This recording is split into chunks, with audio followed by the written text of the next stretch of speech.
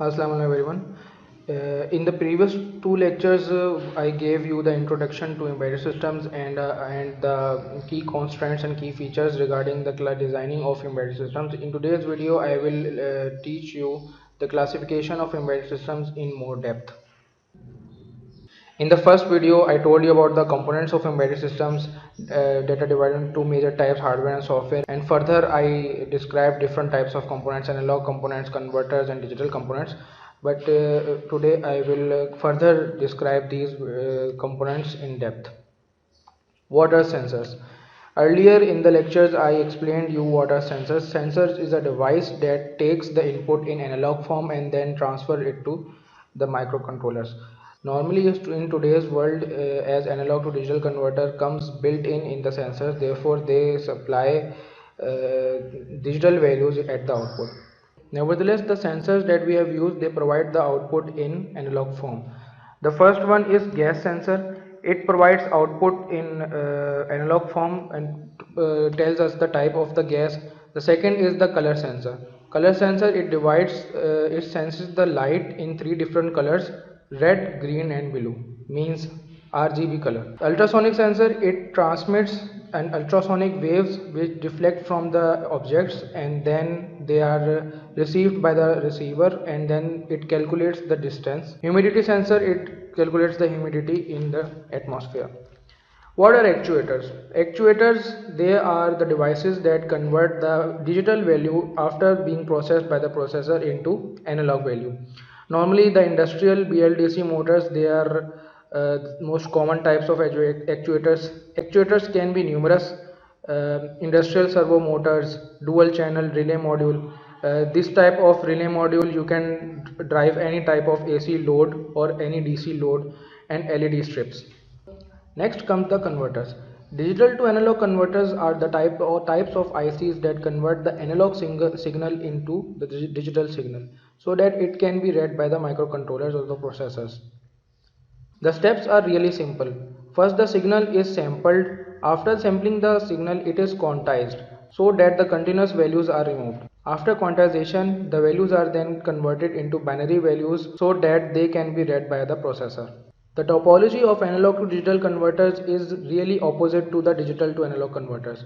It uses the binary values that are processed by the processor or controller, then it extrapolates the values and converts it using a filter into analog values that can be used by the actuators later on. Normally, the digital components include microprocessors, memories, buses, and ASICs. The processor or microcontroller is the processing unit of whole embedded system because these are the units that are responsible for performing calculations and giving the outputs based on the decisions made by the inputs. The next is memory. There are different types of memories normally in the computer that we have probably heard of. First is RAM and another is cache. There are different levels of cache to level 1, level 2 and level 3. Normally to save the space, these types of memories in small scale or medium scale embedded systems are embedded directly onto the processor or microcontroller. Next comes the buses. You may have seen the buses in the personal computers or desktop PCs. They are the bunch of wires that connect different peripheral devices with the processor and the motherboard. In the modern embedded systems, these buses are replaced by the PCB traces so that the space is saved. Next comes the application specific ICs or ASIC. There are numerous types of ASICs, but three of them are in front of you. First is the full adder IC. This type of IC, it takes two inputs and then adds them. The other type of IC is multiplexer ICs. It converts multiple inputs or multiple outputs into single input or output. The other IC is the comparator IC. It compares the two inputs and then gives an output. So guys, I have explained you the components of embedded systems. Now we will classify the embedded systems on two parts. First is based on the functionality and the other is based on the performance. Based on the functionalities, there are four types of embedded systems: the real-time embedded systems, standalone embedded systems, network and mobile embedded systems. And based on performance, there are three types of embedded systems: small scale, medium scale and sophisticated embedded systems. The first type of embedded system is the real-time embedded system based on the functionality. Such systems are bounded by specific time constraints. Take an example of an autonomous car. An autonomous car has different time constraints also. If it is programmed on cruise control, then it should maintain a specific speed and a specific distance from other cars to avoid the accidents. Similarly, if we take the example of an industrial robotic arm, they have time constraints too. If a robotic arm is programmed to pick objects from one place to another place, it should do it in specific time limit. It can save a lot of hours of the industry. There are two types of real-time embedded systems, soft and hard. Soft real-time systems do not have much harder time constraints. Take an example of a sound system or any seismic sensor. Because if they delay their result for a second or a two, it does not make a difference. But in hard real-time systems, the time limit is very important. Take an example of a missile tracking system. If the missile does not change its direction and speed in specific time and does not blow in a given time limit, then it can have a lot of adverse effects. Similarly, if we are talking about aviation industry, a glide scope is used as a hard real-time system. It tells the aircraft when to land and when to take off. For example, if you are driving a passenger aircraft and you have to land, then you must have specific time limit. Otherwise, it can damage the aircraft a lot. The other type of embedded system is standalone embedded system. These types of embedded systems are the most common one because they have their own input ports and output ports. It does not require an external host for them to operate. Take the example of this PS5 controller. This type of controller has its own inputs including the joysticks, the buttons. It also has a touchpad included in it. You can see that it does not require any external host so that it can continue its work. It consists of built-in mic, it consists of a touchpad, it also consists of a wireless transceiver. This type of embedded system is purely standalone embedded system. The other type of embedded system is networked embedded systems. These embedded systems are usually growing a lot because of the advent of Internet of Things or IoT.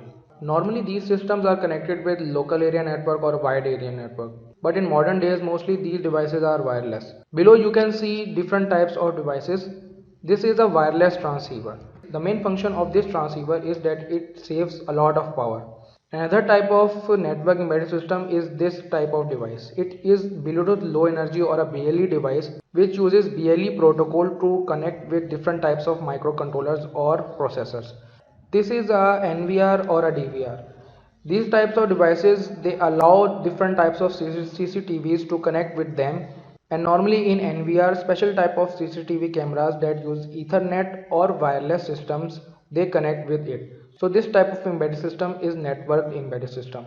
Another type is this headphone or these wireless earphones because these earphones they use Bluetooth low energy protocol to connect with different types of smartphones or computers.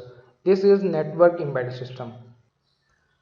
The last type of embedded system based on functionality is mobile embedded system. This class of embedded system is normally used in portable devices such as this digital camera and this Huawei Smart Band.